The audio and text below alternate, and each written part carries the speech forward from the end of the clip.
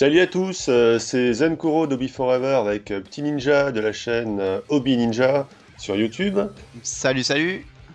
Alors, on vous a donné rendez-vous aujourd'hui pour notre deuxième podcast qui sera consacré à l'actualité de la maquette.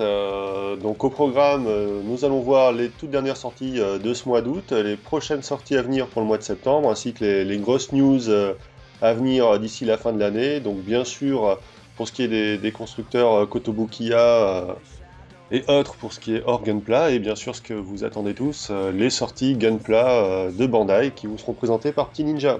Tout à fait. Donc sans attendre, je vais démarrer avec les dernières sorties de Kotobukiya pour ce mois d'août. Donc sont disponibles depuis peu le D-Style Muvluv Shiranui Asso Custom. Donc comme habituellement dans cette gamme, c'est un petit mecha format SD super sympa, prix 2000 yens, soit une quinzaine d'euros. Autre sortie Muvluv, mais cette fois-ci dans une taille classique, il s'agit du YF23 Black Widow 2, échelle 144, au prix de 3300 yens, soit environ 25 euros. Et dernière sortie, un kit issu du jeu vidéo Xenosaga sur PS2. C'est une figurine en fait, le Cosmos version 4 Extra Coating Edition, ou un 12e. Donc là, si vous aimez les jolies filles, les grosses Gatling, c'est un kit qui est fait pour vous, puisque vous allez le voir sur les images, elle est lourdement armée. Bon, c'est un kit qui est plutôt sympa, au prix de 5500 yens, soit environ 42 euros. Je vous propose de continuer avec les sorties à venir pour le mois prochain, donc pour le mois de septembre. Je continue avec du Muvluv, cette fois-ci le Shiranui Asso type UN Color, toujours à l'échelle 144, prix de 3500 yens, soit environ 27 euros. Je crois savoir que c'est des kits que tu trouves assez sympas, petit ninja. Oui, exactement. Ils sont vraiment sympas. J'aime bien le design. Ça fait vraiment le gros mecha bien trapu avec de l'armure bien protectrice. Enfin, notamment pour le Black Widow que tu parlais juste après là, qui est vraiment magnifique, je trouve, qui a vraiment une armure vraiment impressionnante. Et celui-là, là, le Shiranui, il est déjà un peu plus sobre, je trouve, mais il a quand même de la gueule et je les aime bien ces kits. Peut-être qu'un jour je m'en prendrai un. En plus, ils sont pas très chers, ils ont l'air sympas. Donc, ouais. Voilà. Ok. Ouais, moi je les aime bien aussi. Alors faut savoir que il y a deux échelles dans les Muvluv, donc les 144 qui sont les derniers à sortir, qui sont des petits style high grade du côté Gundam. Les premiers kits étaient sans échelle, mais déjà plus gros, du type 18 cm. Donc faites attention simplement à l'échelle quand vous les commandez. Voilà ce que j'avais à dire là-dessus. Je continue avec une sortie Zoid cette fois-ci, Liguan en 1,72. 4200 yens pour celui-ci, donc un Zoid typé dinosaure, hein, pour ceux qui apprécient ce genre de mecha. Je continue avec un petit D-Style, cette fois-ci le Raijin O, donc un mecha type Brave, hein, style super robot des années 90, donc en super déformé là aussi. 3200 yens pour ce kit, soit environ 25 euros. Je continue avec cette fois-ci une grosse sortie hein, chez Kotobukiya, puisqu'il s'agit de l'Anubis, qui nous vient de Zone of the Ender Second Runner. Donc un très beau kit pour les fans du jeu vidéo, typé cette fois-ci égyptien en fait, hein, puisque inspiré du dieu Anubis. 7800 yens pour ce très beau kit.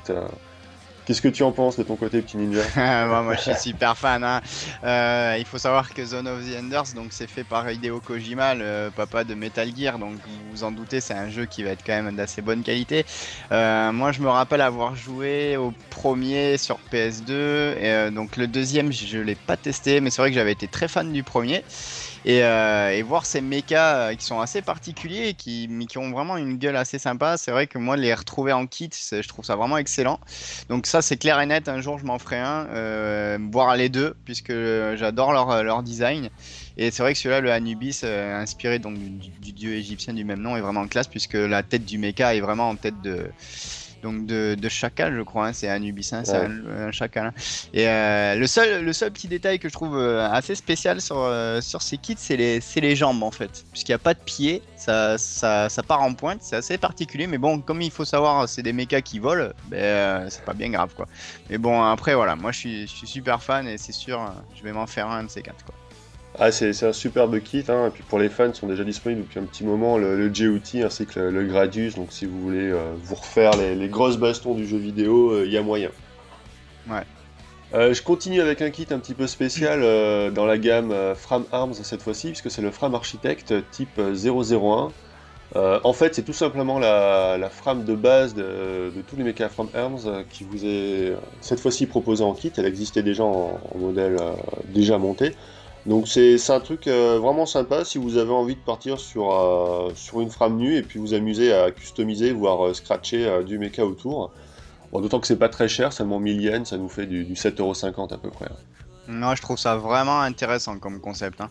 C'est vraiment, enfin, tu vois, moi par exemple, le custom, je suis enfin, j'ai jamais essayé encore et je pense pas que je sois super doué vu que j'ai jamais essayé. Et je pense que ça doit être une bonne base pour débuter aussi.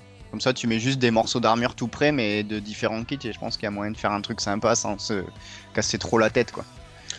Oui, tout à fait, hein, sachant que les frames arms sont complètement compatibles entre eux, donc vous pouvez prendre une frame nue et puis après vous amuser à interchanger très facilement les différentes pièces. Moi, je trouve ça vraiment sympa en tout cas comme concept. Et je termine pour les sorties de septembre Kotobukiya avec une réédition en fait. Il s'agit du Gigabachi AV de Ghost in the Shell au 1.72. Donc c'était un vieux kit que j'avais moi personnellement déjà fait en 2007. C'était lors d'un Paris Manga d'ailleurs, je l'avais pas en live. Et là, le kit est réédité, cette fois-ci accompagné de 3 petits Tachikoma à l'échelle, hein. L'échelle c'est du 1,72. Donc si vous avez raté ce kit vraiment très sympa à l'époque, je vous invite à y jeter un coup d'œil. Il sera vendu au prix de 3200 yens, soit 25€. Ensuite, je vais vous présenter 3 grosses annonces de Kotobukiya pour le mois de décembre en fait. Bon, le premier c'est à nouveau un kit Muv-Luv, c'est le Shiranui Seconde Phase 3 Yuya Bridge Key. Ouais, 144, donc qui sortira en décembre au prix de 3300 Japan Yen, soit 25€. C'est un kit qui est également en précommande actuellement sur le site de Kotobukiya France au prix de 29,90€. Kit suivant, là c'est carrément un kit hardcore puisqu'il s'agit du UCR10A Vengeance d'Armored Core 5. C'est un kit qui a un look totalement badass puisque une espèce de char sur pattes équipé d'une arme qui est plus grosse que lui et qui nécessite à elle seule un stand spécial, une espèce d'énorme, je ne sais pas ce que c'est, une espèce de canon avec des tronçonneuses, 6 tronçonneuses au bout. Le look est complètement improbable mais vraiment excellent. Bah, c'est quand même un kit qui va faire, j'ai envie de dire seulement 19 cm de haut, mais il y a quand même 650 pièces dessus. C'est complètement démesuré et je pense qu'il va falloir avoir du courage pour le monter, mais vraiment il est énorme. Il est énorme. Ah, il a de la gueule, moi j'aime bien, je trouve ça, enfin, c'est assez marrant, quoi. Voilà, et puis troisième kit, encore plus énorme cette fois-ci dans la gamme Zoid, puisque pour fêter les 30 ans de la licence, Kotobukiya nous sort, j'ai envie de dire, le Zoid culte, hein, le RZ001 Gojulus à l'échelle 1.72. Alors Gojulus, qu'est-ce que c'est? C'est tout simplement le célèbre tyrannosaure de la gamme Zoid, donc ça va être un kit absolument énorme, avec pas moins de 32 cm de haut et 51 cm de long avec la queue. J'ai envie de dire, c'est quasiment un perfect grade pour la gamme Zoid, quoi. Je veux même pas savoir le nombre de pièces de ce kit, ça va vraiment être énorme. Ça a l'air balèze, effectivement. Et le prix va être balèze aussi, puisqu'il va nous faire 23 000 yens, soit 176€. Sans les frais de port qui, à mon avis, vont être bien méchants. Ouais, comme un perfect grade, quoi, ouais, c'est ça. Voilà. Je continue avec le constructeur Wave, cette fois-ci on a terminé avec Kotobukiya, donc une petite sortie Wave va venir pour le mois d'octobre dans la gamme SF3D Machine & Krieger, hein. C'est l'armure SAFS type R Raccoon au 1/20e pour 2400 yens, soit 18€. Bon, c'est une armure classique, hein, de la gamme SF3D. Il faudra que je m'en fasse une un de ces jours, hein, parce que les looks sont quand même bien sympas, typés SF un peu rétro. Moi j'aime beaucoup. J'ai pas encore eu l'occasion de faire de kit de cette série-là, mais moi ça me tente bien. Je sais pas ce que t'en penses toi de ton côté. Ouais, en fait, je me suis dit un peu la même chose que toi. Il y a un petit peu un effet rétro. Enfin, moi, tu sais à quoi ça m'a fait penser ce kit quand je l'ai vu? En fait, ça m'a fait penser à un vieux scaphandre de l'époque. Là, tu sais, ils avaient des espèces de gros scaphandres comme ça pour aller sous l'eau. Bon, peut-être pas exactement de cette forme-là, mais ça m'y fait penser en fait. Et je trouve ça assez sympa parce que justement, on a un mélange de futur, de science-fiction, mais avec un côté rétro, et je trouve ça, enfin, j'aime bien. Ce type, comme, enfin, un peu néo-rétro, quoi, ouais, j'aime bien. Moi, je trouve ça sympa, quoi. Et je continue avec les kits Bandai. Tout d'abord, les kits Yamato 2199, donc pour vous annoncer que est disponible depuis peu un nouveau vaisseau dans la gamme Yamato de Bandai, le Gelvades classe Astro Battleship Carrier d'Harold au 1 millième. Bon, c'est un kit classique dans cette gamme qui a été lancé en même temps que la nouvelle série. Ce kit nous coûte 4500 yens, soit 25 euros environ. Et surtout, la grosse annonce de Bandai, c'est l'édition pour décembre prochain d'une nouvelle version, 500e du Yamato lui-même, qui est annoncé au prix de 9800 yens. On n'a pas encore de photos, donc moi j'ai hâte de voir ce que ça va donner, parce qu'il faut savoir qu'en 2010, Bandai avait déjà sorti un Yamato 500e, mais celui-ci était la version du film live. Donc moi je suis curieux de voir quelles vont être les différences avec le kit de 2010. Apparemment, des premières infos qu'on a, il va être un petit peu plus grand, puisque la version 2010 devait faire dans les 55 cm, et la nouvelle est annoncée pour 65 cm. Donc déjà vous voyez que ça va être un bon gros kit. Il y a une différence, ouais. Et je terminerai pour ma partie, tout du moins, avec les kits issus de la dernière série de la Sunrise, Valve Rave The Liberator. Donc une série de mecha au scénario assez classique, qui est diffusée depuis avril dernier sur les chaînes japonaises, et dont la seconde saison devrait arriver en principe en octobre. Bon, l'histoire, pour vous raconter rapidement, ça se déroule à une époque futuriste évidemment, dans laquelle trois fractions de l'humanité sont en guerre en fait.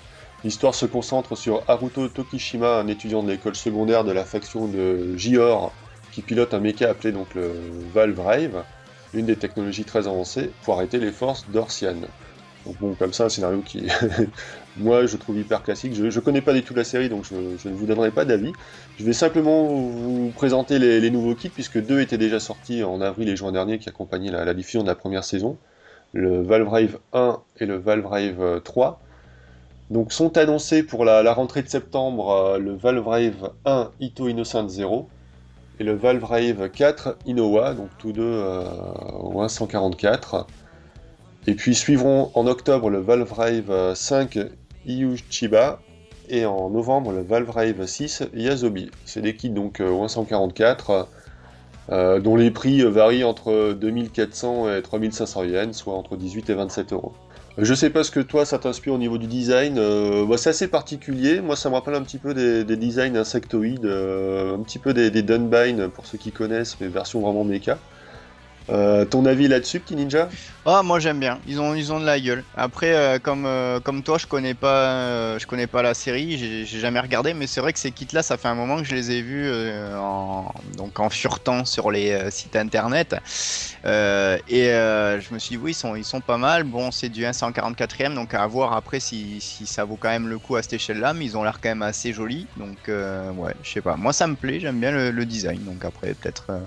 Réalisation ou pas, je sais pas pour le moment, mais peut-être, on verra quoi. Ok, j'en ai terminé pour ma partie, donc écoute, je te laisse enchaîner avec le Gunpla. Oui, bien sûr, il n'y a pas de souci. Alors, c'est parti. On va d'abord commencer par les sorties du mois de septembre.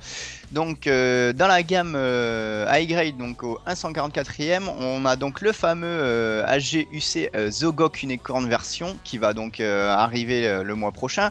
Vous l'aurez pour pour un tarif de 1700 yens, donc c'est-à-dire 13 euros environ.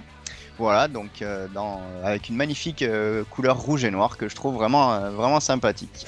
Oui, alors ça me fait marrer de voir ces kits-là parce que à la base c'est des vieilles MSV. MSV c'est quoi? C'est les Mobile Suit Variations. C'était des kits qui avaient été, enfin pas des kits, initialement des designs parallèles à la première série de 1979, donc développée par Kunio Kawara, le mecha designer original de Gundam, donc qui avait créé des designs parallèles, les MSV, qui était par la suite sorti en kit, et c'est des trucs au design complètement improbable que j'aurais jamais cru revoir sortir en kit récent, j'ai envie de dire. Sauf que Unicorn a vraiment recyclé toutes les vieilleries. C'est clair. On retrouve vraiment des mechas DMS complètement improbables sortir maintenant en SGUC. Finalement, c'est pas plus mal, hein, ils sont assez marrants au niveau du mecha design. Ouais, voilà. Ensuite, on va continuer donc sur un autre HG donc dont on avait parlé dans le dernier podcast. Il s'agit du Gundam Astray Goldframe Amatsumina, donc que vous pourrez obtenir pour 1800 yens, c'est-à-dire 14 € environ. Moi perso, je le trouve sympa, surtout la coloration noir et or comme ça avec quelques éléments rouges. Moi, je trouve qu'il a de la gueule, il en jette. Voilà. Ensuite, toujours en HG, on a la sortie aussi du Gundam Astray Red Frame Flight Unit, donc toujours dans la série Gundam Seed Astray, 1700 yens, donc 13 € pour ce modèle-là, qui ressemble énormément au Red Frame classique, mais avec un backpack qui est composé donc de 6 ailes réparties sur deux côtés du backpack, donc 3 de chaque côté. Moi je trouve qu'il a aussi de la gueule, c'est un peu dommage que ça soit juste un HG et pas un MG, mais bon, ça n'engage que moi. Ensuite, toujours dans la gamme HGUC, on a la MX-14 Dovenwolf Unicorn version. Donc, pour en revenir à ce que tu disais, on est encore sur une version Unicorn, voilà, que vous pourrez obtenir pour 2200 yens, donc à savoir à peu près 17 €. Voilà.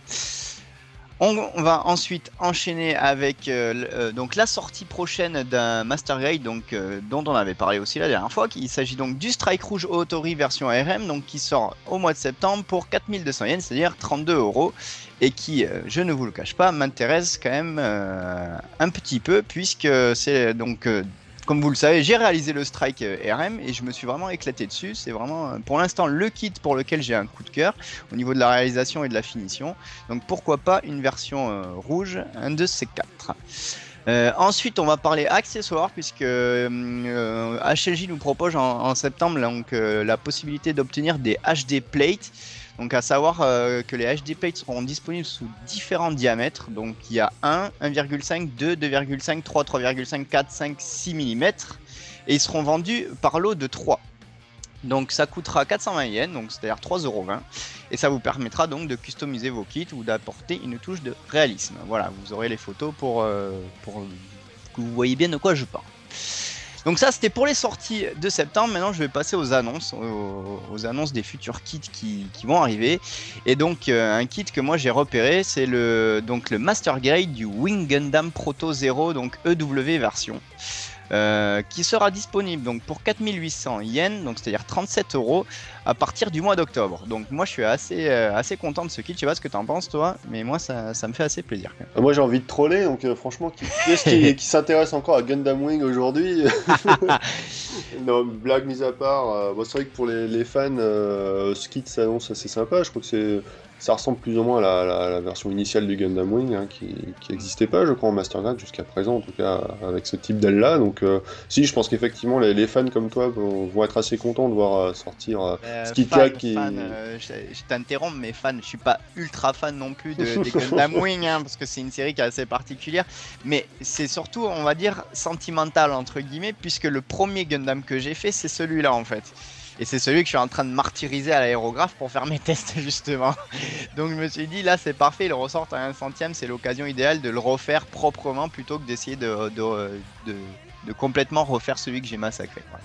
Ok. Donc allez, on continue. Donc cette fois, on va parler d'un HG, donc au 144e. Donc c'est le Bill Gundam Mark II, donc qui coûtera 1800 yens, donc à savoir 14 € à peu près, qui sera disponible lui au mois de novembre. Et je crois que toi, tu n'es pas du tout fan de cette édite du Mark. Oui, donc effectivement, c'est un nouveau kit qui s'inscrit dans la sortie de la nouvelle série dont on avait parlé. Oui, Beat Fighter. Ouais. Beat Fighter, je te remercie de me rafraîchir la mémoire. J'arrive pas à imprimer le nom de cette série. Où c'est du recyclage avec du custom qui, là, je trouve franchement pas forcément du meilleur goût. J'ai pas envie de dire que ça ressemble à rien, mais bon, le Mark II est quand même un mecha assez emblématique, une version très aboutie, une évolution très aboutie du Gundam original, et là j'ai envie de dire que c'est pas très joli quand même. Au niveau de la tête, le torse qui fait un petit peu penser au Gundam 0 de Gundam 00 justement. Bon voilà, moi je suis vraiment pas fan, bon c'est tout. Ouais. Bon, après, moi, ça reste un HG. Je suis pas spécialement fan des HG, donc après, bon, voilà, c'est personnel, ça n'engage que moi. Toujours dans la gamme HG, donc cette fois on va passer dans la série HG UC avec l'annonce du Gundam F91 qui sera disponible pour le mois de décembre cette fois, donc pour Noël, pour un prix de 1200 yens, donc c'est environ 9,10 €. Et voilà, donc pour l'instant on n'a pas vraiment de visuel final, hein. On a un visuel donc sur la sculpture, donc tout en blanc-gris, quoi, donc ça ne donne pas trop une idée, on voit juste la forme. Donc wait and see pour voir à quoi il ressemblera une fois terminé. Moi j'avoue que j'aime bien le F91, hein, on peut penser ce qu'on veut du film. C'est des kits qui, lorsqu'ils ont un bon schéma de couleurs, peuvent vraiment donner de très belles choses, hein. Moi j'aime beaucoup le F91 Harrison qui est la version bleu foncé de ce MS, superbe. Qui nous avait fait en tout cas un très joli master grade, donc wait and see comme tu dis. Voilà, exactement. Maintenant, on va passer à une petite brève que tu vas donc nous commenter, puisqu'il s'agit donc de l'annonce de kits pour la série Mobile Suit Gundam Thunderbolt qui vont arriver. Donc, on sait pas trop quand. Il y a juste marqué 2013 et donc, ben, vas-y, je t'en prie. Donc, décris-nous un peu. Oui, donc rapidement, Gundam Thunderbolt, c'est un manga en fait qui est publié actuellement au Japon. On avait déjà eu plusieurs réalisations en scratch en fait qui avaient été présentées dans les derniers numéros d'Obi Japan, dont on peut voir un petit peu des illustrations en tout cas là en bas de l'image. Puisqu'on n'a pas encore des photos des kits si ce n'est en ombrage, mais en tout cas vous pouvez voir les illustrations. Donc c'est des modèles assez lourdement armés avec un RX-78 notamment, double bouclier, énorme gun sur l'épaule, avec des thrusters dans le dos, etc. Un GM qui a une espèce de combinaison de cosmonaute dans le dos et puis un Zaku avec un beau backpack. Bah voilà, on attend les visuels, ça peut être très sympa en tout cas, ça met un petit peu de sang neuf dans la gamme et pour les fans de l'UC notamment. Ouais, bon, alors après, est-ce que ça sera du HG ou du MG? On n'a pas vraiment l'info, il me semble. Donc, je pense que connaissant Bandai, faut pas compter sur du MG tout de suite, hein, ça sera sans doute du HG en premier. Du HG, ouais, tout à fait. Bon, et ben on verra ça. Et enfin, je vais terminer donc avec mes coups de cœur, puisqu'il y a donc 2 réalisations qui vont arriver, bon, ça sera pas des kits, par contre, ça sera donc des figurines vraiment toutes prêtes. Donc ça sera le Metal Build Gundam Exia Repair, donc par Bandai, qui sera disponible tout de même pour un prix de 13 800 yens, donc c'est-à-dire environ 105 €. La disponibilité, vous pouvez l'avoir, celui-là il est sorti. Moi personnellement, c'est vraiment un coup de cœur, je le trouve magnifique. Vous pourrez voir les photos, donc à quoi il ressemble.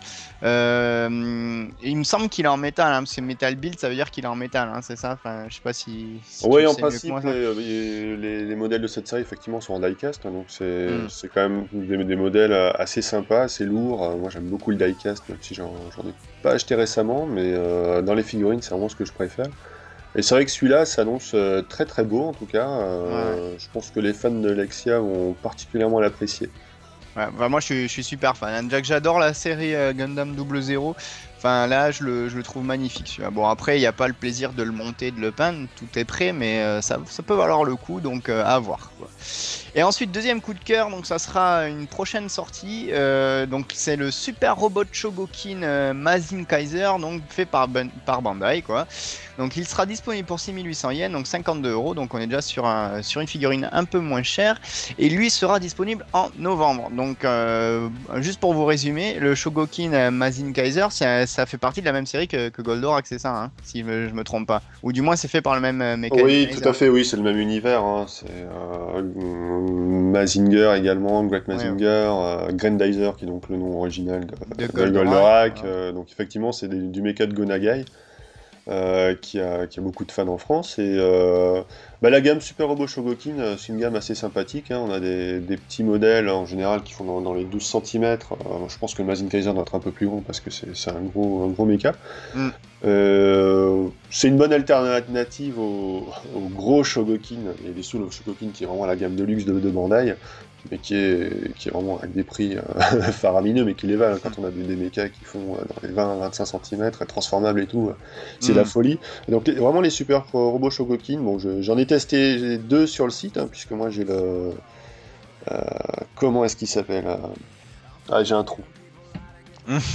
Et ben vous irez voir sur mon site, hein, vous aurez la surprise de voir ce que j'ai testé. Ça vous fera une occasion de visiter le site si c'est pas encore fait. Voilà, c'est un scandale, j'y vais tout de suite. Voilà, j'ai le Gao Gaigar, c'est honte sur moi de ne pas avoir trouvé le nom. et son collègue, le Shoryujin, moi qui sont sympas, hein, pour leur taille, donc je pense que le Mazin Kaiser devrait être une belle figurine là aussi. Voilà, et là c'est vraiment un coup de cœur, puisque bon, quand j'étais petit j'adorais regarder Goldorak, et comme ça fait partie du même univers, je me suis dit je peux pas ne pas en parler, voilà, tout simplement. Voilà, mais pour ma part j'ai fini, donc je te laisse conclure avec... Voilà, je vais terminer avec les bouquins, donc pour vous annoncer tout d'abord la sortie le mois prochain par Envie Japan, d'un artbook dédié à Macross, hein, dans le cadre du 30e anniversaire. Donc Macross Mechanics, on n'a pas encore trop de photos, mais on devrait avoir, à mon avis, un petit peu le meilleur des maquettes présentées dans le magazine sur le thème de Macross. Donc moi j'attends d'avoir un petit peu plus d'images de ce bouquin-là, puisque pour l'instant on a simplement un Batroid en photo, c'est un petit peu juste pour se faire un avis. Mais je pense que ça va être un indispensable pour les fans de Macross. Et puis, une dernière petite annonce, cette fois-ci française, hein, puisqu'on a des nouvelles de la publication des mangas Gundam chez Pika Édition. Tout d'abord, concernant Gundam Origin, pour vous dire que le volume 15 sortira le 18 septembre prochain, donc vivement, hein. Le volume 14 était sorti l'année dernière, je crois. Faudra par contre patienter jusqu'en janvier 2014 pour le tome 16, parce qu'apparemment les négociations avec les ayants droit japonais ont été plus longues que prévu pour l'éditeur, et le volume 17 devrait suivre dans le courant 2014. Alors pour ceux qui n'ont pas eu la chance de se procurer les premiers volumes de la série, que je vous conseille fortement, sachez que les négociations sont en cours avec l'éditeur japonais pour pouvoir les rééditer. Une chose est sûre par contre, c'est que Pika souhaitait faire des doubles albums pour la France, mais apparemment ça a été refusé par les Japonais, donc ça sera, si ça se fait, des éditions simples. Bon, ça c'est pas grave, hein, le principal c'est qu'on les ait. Après. Le principal c'est qu'on les ait, hein. Alors je sais pas si tu connais un petit peu Gundam Origin. J'en ai entendu parler. Pour ceux qui connaissent pas, c'est une sorte de reboot en fait de Gundam 0079. Donc toute la première partie du manga reprend les événements de la série animée, mais là où ça devient vraiment intéressant, c'est que dans la deuxième partie du manga, ça nous raconte la jeunesse de Char Aznable. Et là c'est vraiment de l'inédit et c'est super intéressant. C'est vraiment une très très bonne BD que je vous conseille de découvrir, donc prions pour que Pika puisse rééditer les premiers volumes très prochainement, et puis pour ceux qui comme moi les ont déjà tous, vivement la sortie du 15 dans 2 semaines et la suite. Et dernière annonce manga, sachez que Pika n'a pas abandonné École du Ciel, hein, pour mémoire, le volume 10 était sorti en 2008, et sachez que le volume 11 arrive courant 2014. Ça fait un sacré break quand même. Ça fait un sacré break, effectivement, sachant que là aussi les premiers volumes commencent à être très difficiles à trouver, j'espère qu'ils vont les rééditer. Et avec ça, on en a fini de notre petite review de l'actualité. Voilà, alors juste une question avant qu'on se quitte. La petite idée que je t'avais proposée la dernière fois, qui t'a réfléchi et qu'entre temps tu t'es dit oui, pourquoi pas, on l'a fait, est-ce qu'on leur en parle ou pas? Est-ce que c'est sujet à lancer pour le podcast ou pas, ça? Bah écoute, comme tu veux, ouais, pourquoi pas. Ça pourrait alimenter un peu nos podcasts et, je sais pas, proposer un truc, non, je sais pas. Et ça va nous obliger à tenir les délais. Bah écoute, vas-y, lance-toi. Et bien en fait, ce qu'on vous avait présenté, donc les deux RG qui sont sortis récemment, donc les deux GP01, donc le Zephyrantes et le Full Burner, donc, et on s'était proposé d'en acheter chacun un pour vous faire en gros un review de chacun des deux et nos ressentis. Et moi j'avais proposé donc hors enregistrement à Zankuro de faire une sorte de petit challenge, pas un concours, mais oui, plutôt un challenge, quoi, hein, vraiment une petite mise à l'épreuve. C'est chacun fait sa réalisation de son côté et après présente son kit à l'autre, voir qui l'a fait le mieux, avec en combien de temps, etc. Et ça proposerait un petit sujet pour le podcast qui serait amusant, ou même une sorte de podcast à part, un peu, on va dire, un petit hors-série, quoi, qu'on pourrait vous proposer, voilà. Voilà, donc à suivre. Moi, je devrais recevoir le mien. Donc, je vais faire le full burner. C'est celui que j'ai choisi, c'est mon coup de cœur, donc je devrais le recevoir si tout va bien d'ici 2-3 semaines. Donc, je pense que d'ici le mois d'octobre, on devrait pouvoir lancer ça Voilà, tranquillement. donc, faut voir. Sachant que si vous nous suivez sur le forum donc, de Zankoro qui est Hobby Forever, il y a un concours qui a été lancé pour le mois de septembre-octobre, donc qui se finit le 31 octobre, c'est ça, hein, si je me trompe pas. Ouais, tout à fait. Et donc, en gros, les règles sont simples, c'est choisir un kit et le monter, le réaliser, et on a jusqu'au 31 octobre pour le terminer et le proposer.